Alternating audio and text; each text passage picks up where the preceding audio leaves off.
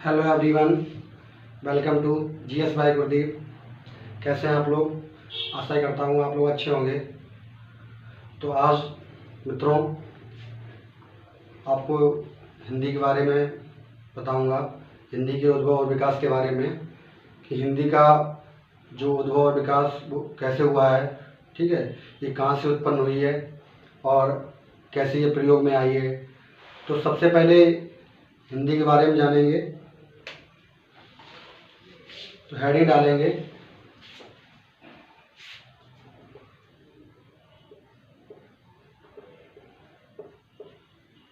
हिंदी भाषा उद्भव और विकास।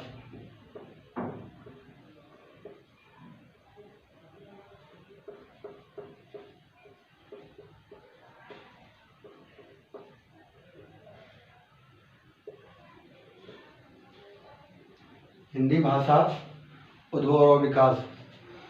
तो सबसे पहले देखेंगे कि हमारे जो विश्व में 4 भाषा परिवार पाए गए हैं, वो 4 भाषा परिवार कौन कौन से हैं।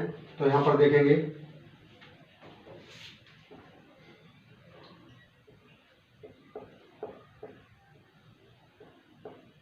भाषा परिवार,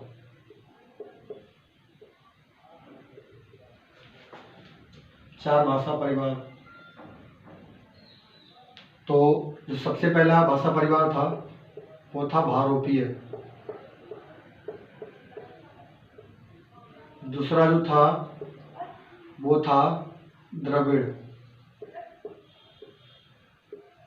तीसरा जो था वो था ऑस्ट्रिक।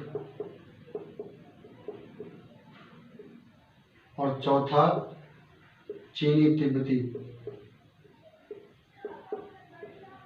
चीनी तिब्बती, ठीक है। विश्व में 4 भाषा परिवार पाए गए हैं, जिसमें सबसे पहला जो था भारोपीय परिवार था, उसके बाद द्रविड़, उसके बाद ऑस्ट्रिक, फिर जो चौथा था वो था चीनी तिब्बती। तो देखेंगे यहाँ पे कि जो भारोपीय परिवार था इसको हटा देंगे, बाकी भारोपीय परिवार के बारे में जानेंगे। जो भारोपीय परिवार था इससे 2 शाखाएं उत्पन्न हुई हैं। कौन कौन सी 2 शाखाएं थी? जो पहली शाखा थी वो भारतीय ईरानी शाखा थी। भारतीय ईरानी शाखा, ठीक है। जो दूसरी शाखा थी, ये तो पहली शाखा हो गई, ये दूसरी शाखा जो थी वो थी यूरोपीय शाखा।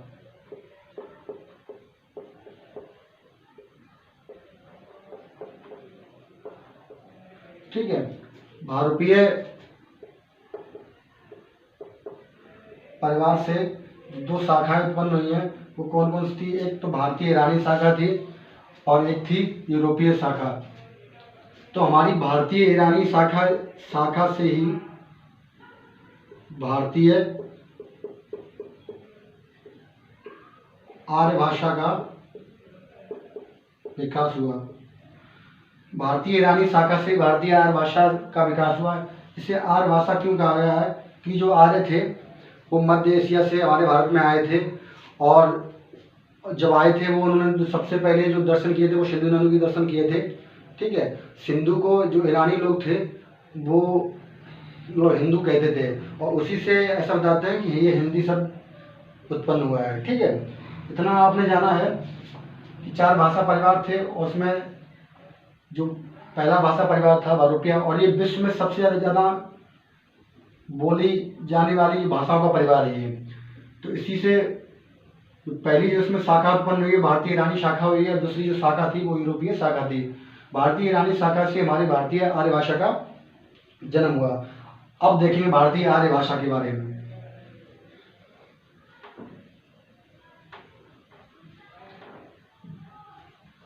जो भारतीय आर्य भाषा थी इसको 3 खंडों में विभाजित किया गया है। भारतीय आर्य भाषा को 3 कालों में विभाजित किया गया है। 3 कालों में विभक्त किया गया है।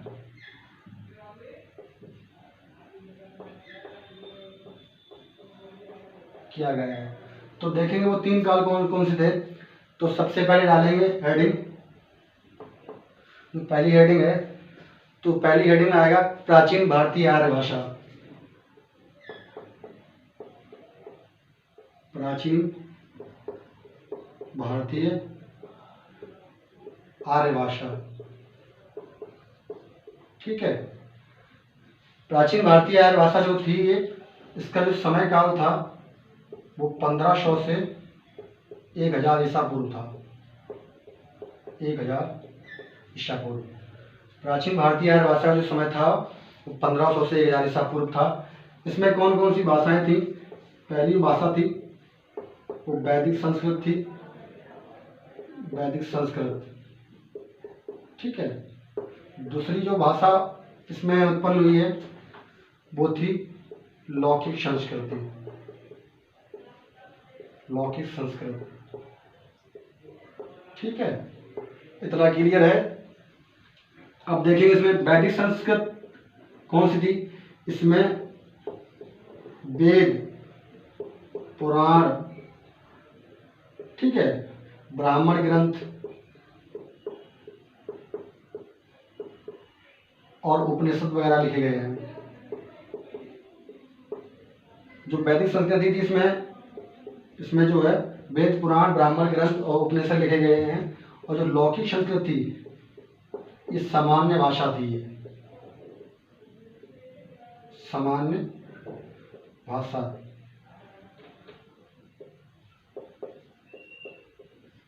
इसे आप आम बोलचाल की भाषा भी कह सकते हो, ठीक है। उसके बाद जो दूसरा काल था वो था मध्यकालीन भारतीय आर्य भाषा, भारतीय आर्य भाषा। इसमें जो इसका जो समय काल था वो 1000 से ईसा पूर्व से 500 ईस्वी ईसा पूर्व था। 1000 ईसा पूर्व से 500 ईसा पूर्व। इसमें कौन कौन सी भाषाओं का जन्म हुआ था? तो सबसे पहले हुआ था पाली, उसके बाद प्राकृत, पाली, उसके बाद प्राकृत, फिर उसके बाद अपभ्रंश,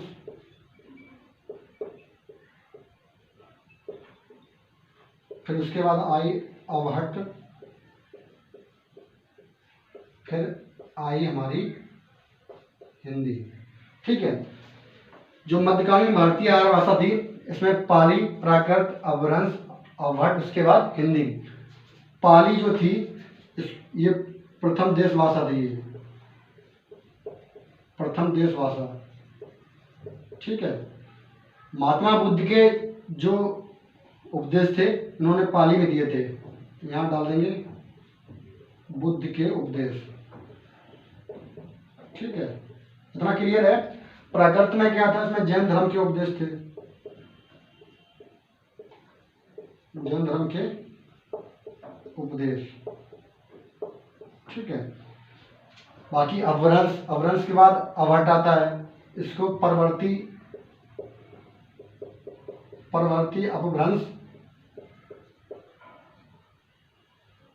अपभ्रंश, या हिंदी का आरंभिक युग भी कहते हैं इसको, हिंदी का आरंभिक युग, आरंभिक युग कह सकते हो, युग नहीं। इतना क्लियर है। क्या क्या बताया आपको? भारतीय आर्य भाषा को 3 कालों में विभक्त किया गया है। तो पहला कौन सा था? प्राचीन भारतीय आर्य भाषा, जिसका समय काल था वो 1500 से 1000 ईसा पूर्व था। इसमें वैदिक संस्कृत और लौकिक संस्कृत 2 भाषाओं का जन्म हुआ। वैदिक संस्कृत क्या थी? इसमें वेद, पुराण, ब्राह्मण ग्रंथ, उपनिषद वगैरह लिखे गए हैं। लौकिक संस्कृति थी ये सामान्य भाषा या आम बोलचाल की भाषा थी ये। उसके बाद जो दूसरा काल था वो मध्यकालीन भारतीय आर्य भाषा का था। इसमें 1000 इसका जो समय काल है 1000 ईसा पूर्व से लेके 500 ईसा पूर्व। इसमें पाली, प्राकृत, अपभ्रंश, अवहट, उसके बाद हिंदी का जन्म हुआ। पाली क्या थी, ये क्वेश्चन आया हुआ है पुलिस में कि भारत की प्रथम देश भाषा कौन सी थी, वो थी पाली। बुद्ध ने अपने उपदेश दिए थे ये पाली में दिए थे। और जैन धर्म के जितने भी तीर्थंकर हुए उन्होंने उनके उपदेश जो हैं वो प्राकृत में ही थे। उसके बाद अपभ्रंश, फिर अवहट। अवहट को परवर्ती अपभ्रंश कहते हैं या हिंदी का आरंभिक रूप भी कहते हैं। उसके बाद हमारी हिंदी। अब देखेंगे एक काल और बचा है,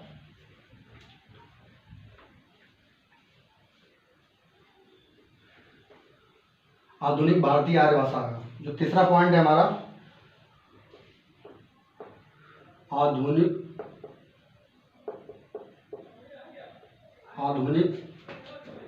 भारतीय आर्य भाषा। ठीक है, आधुनिक भारतीय आर्य भाषा। इसका जो समय काल था वो 500 ईसा पूर्व से लेकर अब तक का है। ठीक है, इसमें जो भाषाओं का जन्म हुआ था वो कौन सी भाषाओं का जन्म हुआ था, मिश्रित भाषाओं का जन्म हुआ था। मिश्रित भाषाएं। ठीक है, मिश्रित भाषाएं कौन कौन सी, जैसे कि गुजराती,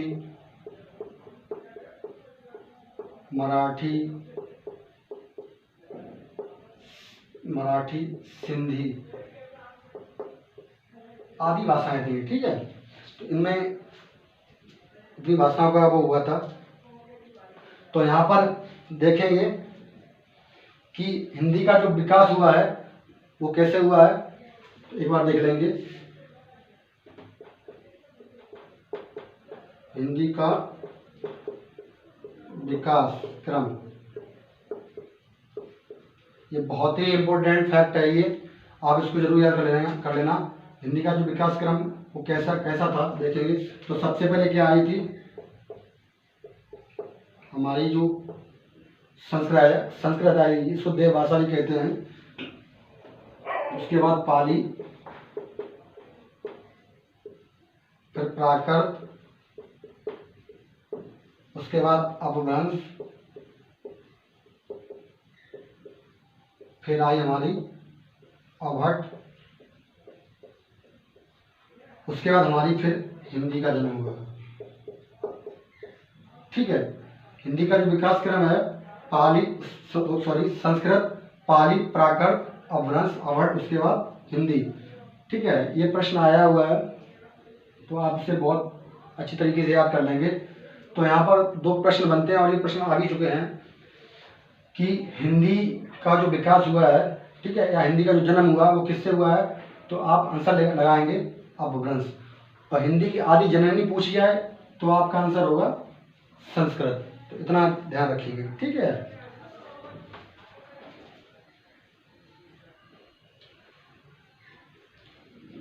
अब आगे अपभ्रंश के बारे में पढ़ेंगे। अपभ्रंश से किन किन भारतीय आर्य भाषाओं का मतलब विकास हुआ है। ठीक है, उपभाषाओं का कह सकते हैं, भाषा नहीं कह सकते, उपभाषाओं का विकास कर सकते हैं। तो डालेंगे अपभ्रंश हेडिंग।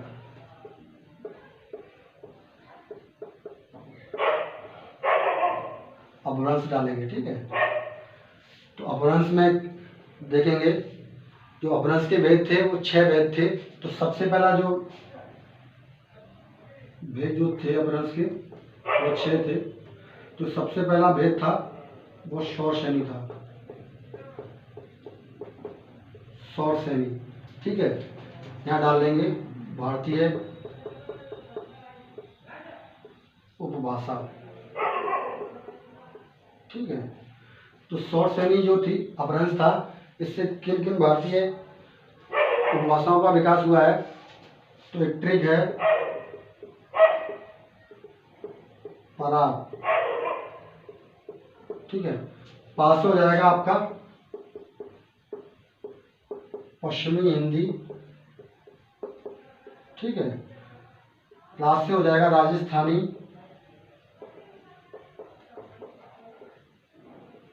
और गा से हो जाएगा आपका गुजराती। पश्चिमी हिंदी, राजस्थानी और गुजराती। ये पहला जो अपभ्रंश था, इससे 3 उपभाषाओं का विकास हुआ है, जन्म हुआ है। उसके बाद दूसरा अपभ्रंश आता है, वो आता है मागधी। मागधी अपभ्रंश था, इससे भी 3 भाषाओं का जन्म हुआ है। वो कौन कौन सी थी? बिहारी, उड़िया और बांग्ला। बिहारी, उड़िया और बांग्ला, ठीक है। तीसरा जो अपभ्रंश है वो कौन सा है? अर्धमागधी। अर्धमागधी, इससे जो भारतीय भाषा को जन्म हुआ है वो कौन सी थी इसमें? पूर्वी हिंदी, ठीक है। इसमें 3 भाषा का मागधी में और अर्धमागधी में सिर्फ एक ही भाषा का पूर्वी हिंदी, ठीक है। उसके बाद आता है चौथा जो अपभ्रंश है वो है खस। खस से पहाड़ी हिंदी का जन्म हुआ है, पहाड़ी हिंदी। इसमें 2 भाषाएं आती हैं, एक आती है गढ़वाली, ठीक है, और दूसरी आती है कुमाऊनी। गढ़वाली और कुमाऊनी, ठीक है। उसके बाद आता है पांचवा आता है ब्राह्मण। ब्राह्मण से सिंधी भाषा का उपभाषा का जन्म हुआ है, सिंधी। उसके बाद जो छठा और लास्ट है वो है महाराष्ट्री। महाराष्ट्री से मराठी उपभाषा का जन्म हुआ है। तो एक बार इसको देख लेंगे। जो आधुनिक भारतीय आर्य भाषाएं थी, ठीक है, अपभ्रंश में उनसे कितने अपभ्रंश थे, उनसे किन किन उपभाषाओं का जन्म हुआ है। तो सबसे पहले 6 अपभ्रंश के मैंने 6 बताए आपको, ठीक है, भारतीय उपभाषाएं हैं। तो सबसे पहले जो अपभ्रंश था शौर सनी था। शौर सनी अपभ्रंश से 3 उपभाषाओं का जन्म हुआ है। ये ट्रेक है पराग, पास से पश्चिमी हिंदी, ला से राजस्थानी, गा से गुजराती। उसके बाद दूसरा अपभ्रंश है मागधी, इससे 3 उपभाषा का जन्म हुआ है, बिहारी, उड़िया और बांग्ला। उसके बाद तीसरा है अर्धमागधी, इससे पूर्वी हिंदी का विकास हुआ है। उसके बाद खस, इससे पहाड़ी हिंदी का जन्म हुआ है। इसमें 2 भाषाएं आती हैं, गढ़वाली और कुमाऊनी। उसके बाद ब्राह्मण से सिंधी का जन्म हुआ है और महाराष्ट्री से मराठी का। इतना क्लियर है ना? अब मैं आपको अगली नेक्स्ट वीडियो में जो ये उपभाषाएं हैं, ठीक है, इनमें बोलियां भी हैं 5, ऐसे बताते हैं कि 5 जो उपभाषाएं हैं, ठीक है, और इनकी लगभग 17 बोलियां हैं। तो मैं इनको आपको विधिवत तरीके से बोलियों और उनके क्षेत्र के बारे में, देवनागरी लिपि के विकास के बारे में विधिवत तरीके से पढ़ाऊँगा। आज के लिए इतना ही। नमस्कार।